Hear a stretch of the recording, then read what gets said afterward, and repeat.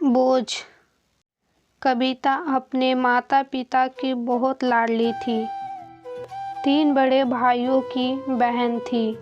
कोई भी चीज़ मांगने पर उसी वक्त सामने हाजिर हो जाती। पूरे घर में रौब था उसका। पूरे परिवार और नौकरों पर राजकुमारी की तरह हुक्म चलाती थी। स्कूल में भी रौब था उसका। बड़े घर की लाडली जो थी वह। ऐसे ही उसने कॉलेज में दाखिला लिया। उसके ठाट बाट, बड़ी गाड़ी में आना जाना, हर दिन नया फैशन देखकर हर कोई उससे दोस्ती करना चाहता था। थोड़े ही दिनों में उसके बहुत से दोस्त बन गए। पूरे कॉलेज में उसकी अपनी ही एक पहचान थी। इन दिनों उसके घर एक रिश्ता आया। खानदानी लोग थे और पापा की पुरानी जान पहचान थी उनके साथ। कविता के साथ कोई ज़बरदस्ती नहीं थी, पर कविता ने फिर भी हाँ कर दी, क्योंकि वह अपने परिवार से बहुत प्यार करती थी। वह जानती थी कि वह लोग उसका अच्छा ही सोचेंगे। लड़के का नाम राज था। राज काफ़ी पढ़ा लिखा और समझदार लड़का था। ससुराल वाले भी बहुत अच्छे थे। ससुराल में कविता की जगह वैसी ही थी जैसे कि मायके में। कोई भी कार्य कविता की सलाह के बिना नहीं होता था। सबकी लाडली बहू बन गई थी वह। फिर उसके घर एक बेटे का जन्म हुआ। राहुल कविता को जान से प्यारा था। पोता पाकर ससुराल वाले तो फूले नहीं समाते थे। कविता कभी कभी सोचती थी कि उसकी किस्मत कितनी अच्छी है। उसका हर अपना उसे कितना प्यार करता है। चाहे जीवन में कैसा भी समय आए, मेरे अपने हमेशा मेरे साथ हैं। मैं कभी अकेली नहीं हो सकती। कितनी खुशकिस्मत हूँ मैं। पर शायद कविता की खुशियों को उसकी अपनी ही नज़र लग गई थी। एक दिन वह मायके जाने की जिद कर बैठी। राज को बहुत काम था, लेकिन वह फिर भी उसे ले गया। रास्ते में उनकी गाड़ी अन्य गाड़ी से टकरा गई। कविता, राज और राहुल बहुत बुरी तरह से जख्मी हो गए। काफ़ी दिनों के इलाज के बाद राज और राहुल तो ठीक हो गए, लेकिन कविता पूरी तरह ठीक ना हो सकी। सर पर चोट लगने के कारण वह अपनी आँखों की रोशनी खो बैठी। अब कविता की किस्मत जैसे उल्टे पांव चलने लगी। मायके वाले कुछ दिनों तक तो उसे मिलने आते रहे, फिर कभी कभार फ़ोन ही करके पूछ लेते कि अब कैसी हो। धीरे धीरे ये सिलसिला भी कम हो गया।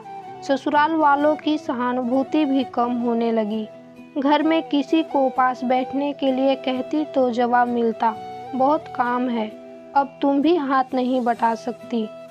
राज भी चिड़चिड़ा हो गया था। बस राहुल ही था उसके साथ, जिसके साथ हंसते खेलते उसका वक्त गुजरता। एक दिन कविता के हाथ से कुछ सामान गिर गया, जिसकी वजह से राहुल को हल्की सी चोट लग गई। कविता के सास ससुर ने राहुल को उससे अलग कर दिया कि कहीं उसके ना देखने की वजह से बच्चे का कोई नुकसान ना हो जाए। कविता अंदर से टूट चुकी थी। एक दिन उसने सबके सामने मायके जाने की इच्छा रखी, तो राज उसे तुरंत मायके छोड़ आया, जैसे कि वह भी यही चाहता था। लेकिन राहुल को उसके साथ नहीं भेजा गया।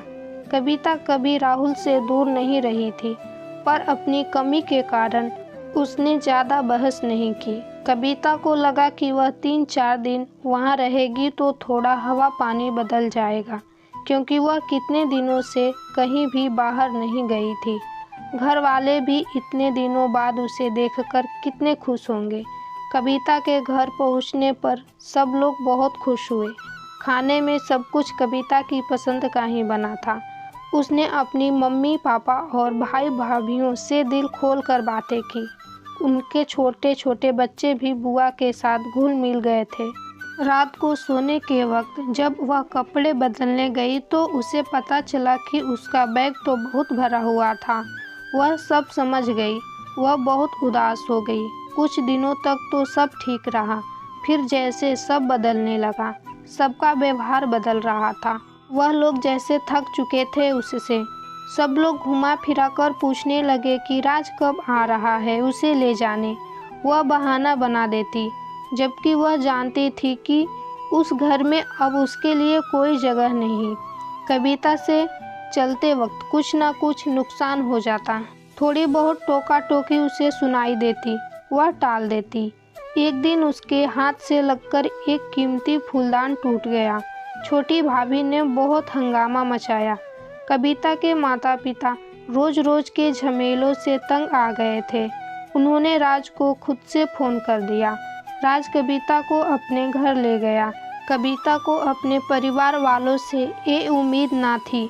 जिस कविता के कहे बिना घर में एक पत्ता भी नहीं हिलता था, उस घर के लिए वह अब बोझ बन चुकी थी।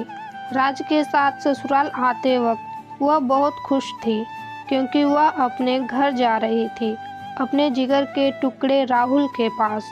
परंतु यह खुशी भी कुछ पल की ही थी।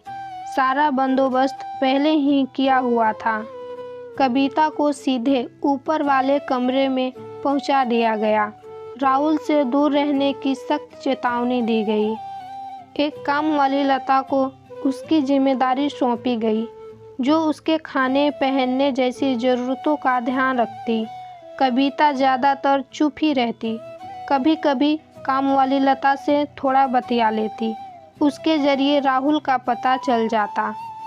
सबकी लाडली बेटी और बहू सबके लिए लाडली से बोझ बन चुकी थी।